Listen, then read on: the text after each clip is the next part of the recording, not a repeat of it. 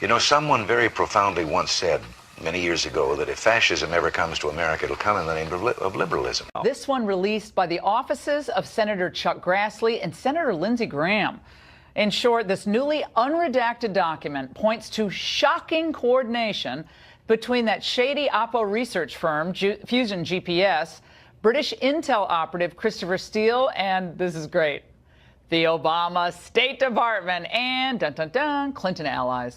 Joining us now to analyze this breaking development, former U.S. Attorney Joe Digenova and Kimberly Strassel, a member of the Wall Street Journal editorial board. Joe, you've been saying for some time there could be criminal implication here for some of these major players at the FBI. What do we know now after this new memo has been redacted, unredacted? The Grassley-Graham memo and letter establishes beyond any doubt that the FBI knowingly deceived the FISA court about the information that it was presenting to them, lied to them about the fact that it was verified information, which it was not, which the law requires. And now we know that additional Clinton allies, including Sidney Blumenthal, were involved in the transmission of false information, unverified information, to the FBI through State Department officials. Somebody's going to have to go to prison. I want to put up a full screen of what's in this memo. This is a key part, and Joe, I'd like you to respond.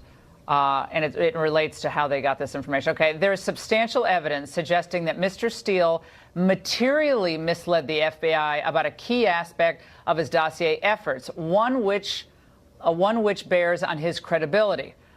Before that, then it says it's troubling enough that the Clinton campaign funded Mr. Steele's work, but that these Clinton associates were contemporaneously feeding Mr. Steele allegations raises additional concerns about his credibility.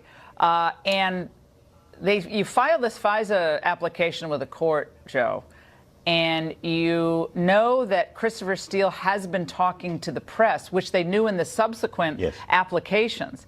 Yet they never told the court, we've learned this, that he is unreliable, we've terminated our relationship with him.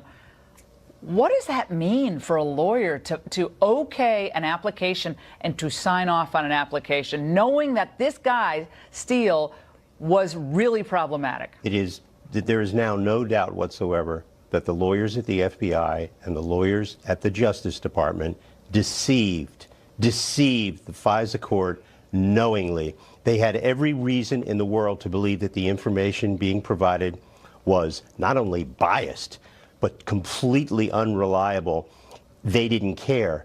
They wanted the wiretaps, the intercepts, and the electronic surveillance because this was part of a plan. And the plan was to exonerate Hillary Clinton, and if she lost the election, to frame Donald Trump and his associates with a false crime. And they almost succeeded. And if she had won, they would have succeeded. Oh my gosh, but this went up to June of 2017. That is correct. The surveillance of Carter Page goes up to 20. It is remarkable. This is McCabe. This is outrageous. McCabe ruled the FBI functionally with an iron fist. And if you crossed him, you know what happened? Your career was over. And it was known inside the Bureau. By the way, everybody keeps saying, how come nobody in the FBI or the DOJ stood up?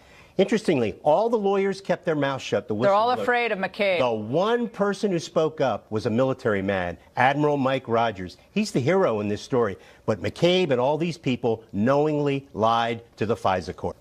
Somebody's going to have to go to prison.